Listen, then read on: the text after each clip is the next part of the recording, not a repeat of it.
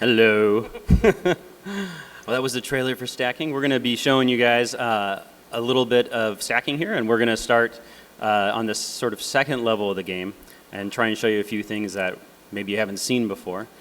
Tim is going to be playing, so any awkward gameplay moments are Tim's fault, as always. We up on the screen? We'll wait for it to kind of come up on the screen here. Here we go. All right. So stacking is a game about a world of living Russian stacking dolls. And you take control, you play as young Charlie Blackmore, who's the smallest Russian stacking doll in existence. And because he's so small, he has a unique talent where he can approach any other doll from the back and stack into them while retaining, and then you get to control that doll. And then you can take that doll and go and stack in the other doll one size larger. And you can continue to do that and kind of build up this large stack of dolls. And each doll that you stack into has its own special ability, and you can use those abilities to solve puzzles. And Charlie is ultimately trying to rescue his family from the doings of the evil industrialist known as the Baron. So this first area that you're seeing here, we're going to kind of skip past it, but this is the sort of royal train station that you use to travel to all the locations in the game. And at this point, we would have sort of passed the first intro area, learned the core mechanics, and now we're going to journey onto a train to take a trip to the steamship, where we've heard that our sister is being held and forced to clean out steam pipes with a toothbrush or something terrible like that. So all you have to do in our game to travel is you basically unlock these trains, and you're allowed to take these trains to these different locations. So we one of our other big influences in the game is the sort of era of silent film. So you'll sort of see that we do a lot of our storytelling in what we call these sort of silent film stage plays. And we try and fit everything onto these stage plays. So in this case, even traveling to another location, we have these little miniature toy trains that go across the stage. And you'll see we're sort of using like theatrical props here to transition you over to a large steamship. Once you're on the steamship, we'll talk about the core mechanics and how that sort of works. And you get a little fly through the level here. One of our other big influences is this idea of dioramas or miniature stages. And if you look closely at this level, you'll see that a lot of these elements have kind of miniature elements integrated into the look of the game. So you might notice that the decking of the ship is made of popsicle sticks, or that the giant smoke pipes on top of the ship are actually like cigars. And there's a lot of that just woven through the whole construction of the world. And it's nothing we hit the player over the head with, but it's just something there to kind of give the world its own identity, to try to sort of imagine what sort of world these Russian dolls might live in. And to rescue your family, you have to solve these sort of adventure game style puzzles, but they're very different from a classic adventure game in a number of ways. And we're sort of getting the goals of this adventure here, and what we need to do is incite a mutiny on this ship. And to do that, we need to solve a bunch of challenges involving these grand adventurers and get them to kind of complain in a mutiny to the captain. Oh yeah, Tim was just reminding me that I forgot to announce that we flew in one of the greatest players of stacking ever created, which is Tim Schafer. Yeah, that's right. The deft way he holds the controller is like no other. So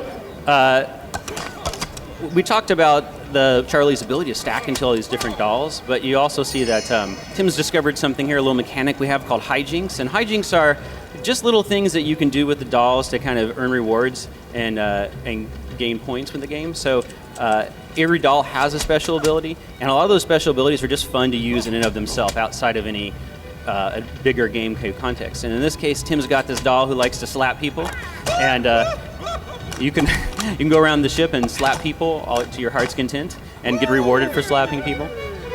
And you'll see that each doll is really its own experience. So you've got a little violin doll, and you can go back and slap a bunch of people. So if you slap, in this case, if you slap 10 different dolls, then you get you've sort of uncovered the hijinks. We have when you go to a level, you have a pause menu that has all the hijinks listed in it, and you have to sort of figure out what they are. So this is just one of the many we have here. And every doll, here we go. So we've sort of wandered into what we call a challenge area. And when you first wander a challenge area, you get these little cinematics to kind of set up what's going on. And these are the sort of adventure game style puzzles I talked about earlier, but they differ in a couple of big ways. And the biggest way is that they're all solved multiple ways. You can solve them more than once, and there's a variety of solutions. but you're only required to solve them once. So that lets players who maybe just want to solve them once kind of move on with the story and see what's happening, just solve them once. But for people who really like the challenge of finding all the ways that you could solve this puzzle, you get to do it. The puzzle resets immediately, and you can find additional solutions and get rewards with every solution you find. So in this case, yeah, we're going to show you a solution that involves a couple of dolls. Early in the game, the solutions are primarily about finding a single doll and using his ability in a context, but as the game ramps up, you start to use 2 or 3 or 4 dolls to do a solution. So in this case, we've stacked into a pelican, of course, a pelican doll, and the pelican doll can fly to these nests, and by doing that, he's gotten into the Hunter Darby's personal room, which is a sort of like big game hunter. And you see he's got all this, he's got like our little bear trap, chandeliers. We even have like a little dinner fork tent set up here. We have he's got a stuffed bear as well, so we're going to actually stack into that bear. And of course it growls.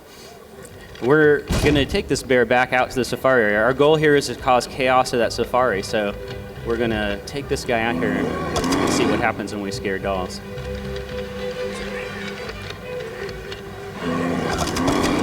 So they drop a little sawdust and run away in fear.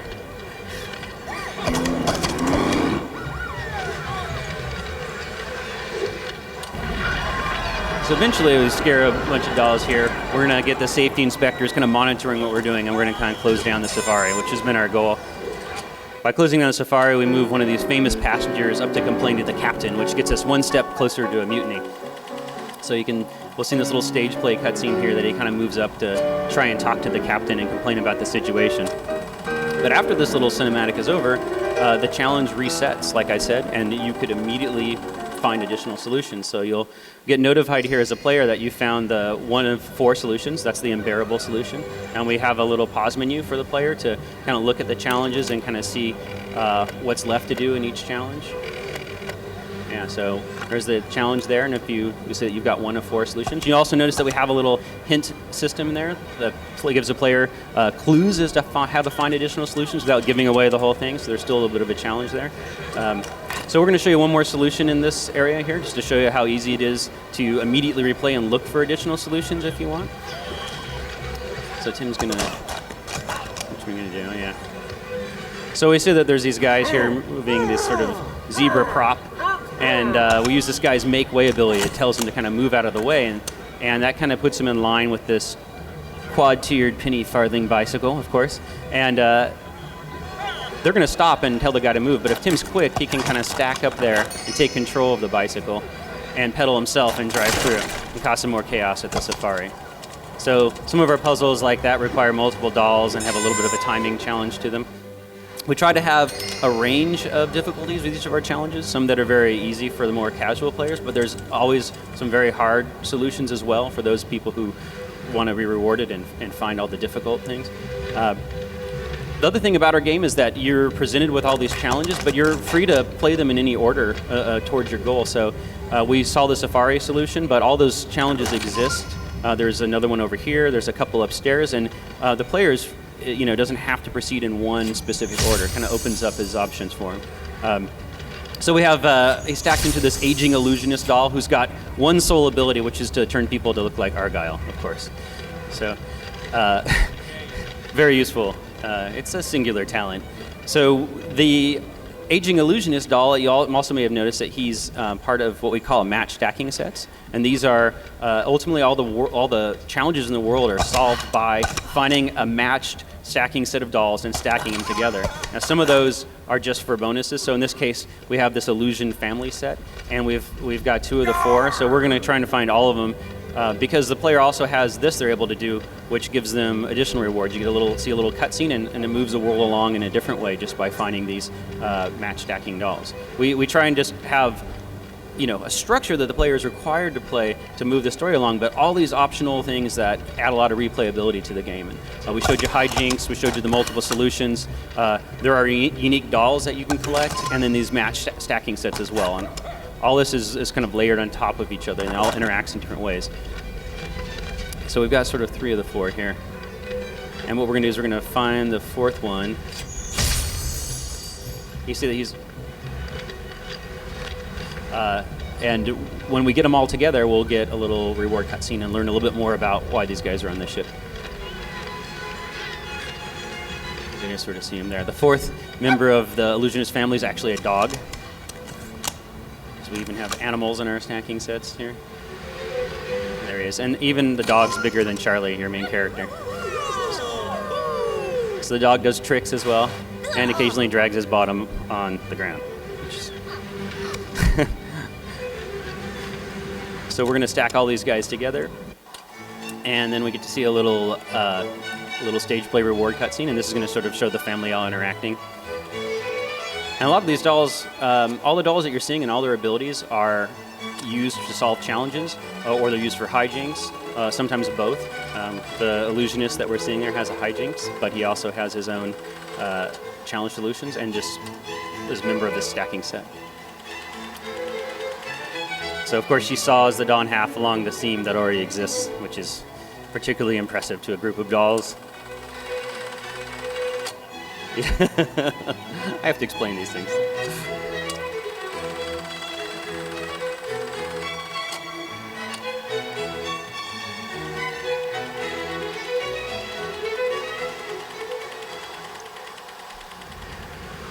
So we found those guys. And actually, like I mentioned, a lot of these dolls are unique dolls, so we have an element in the pause menu as well that kind of shows you all the different unique dolls that you've collected. Now we wandered into another challenge area here, and this one involves caviar. And you see the caviar, because we're miniature, are these giant and savory black balls of fishy goodness, of course. And your goal here is to stop the caviar service. So by stopping the caviar service, you'll get one of these dolls to go and complain to the captain that you're after. So we showed you some challenge solutions that involve using different doll abilities to, yes, we have a fair amount of gas passing in the game as well. So we showed you a lot of these solutions that involve doll abilities. We also have solutions that just involve doll size. So we can sort of see that there's a caviar chef back here in the kitchen, and Tim's trying to shove the caviar pot away from the thing to stop the caviar service, but he can't really open this sort of stuff. He's too small, and we can't really get a bigger doll into the kitchen because of the size. But what we can also do is take these dolls and solve some of these puzzles just by the fact that they're larger or smaller. So we're going to go around the back and use a bigger doll to shove open the doors. And once we've done that, we can use the weight of the bigger doll to try and shove this foul pot of caviar over the edge of the ship. Let's see if we can do it. Best player ever, Tim. There we go. And it goes down the chum zone drop. So we've stopped the caviar service. We found one of the solutions. And she's going to go up and complain to the captain about the lack of caviar service. But as with all of our challenges, there are multiple solutions. This one happens to have 5. So we can, as soon as we get down the cinematic, we can turn around and try and find another solution to show you how those would work.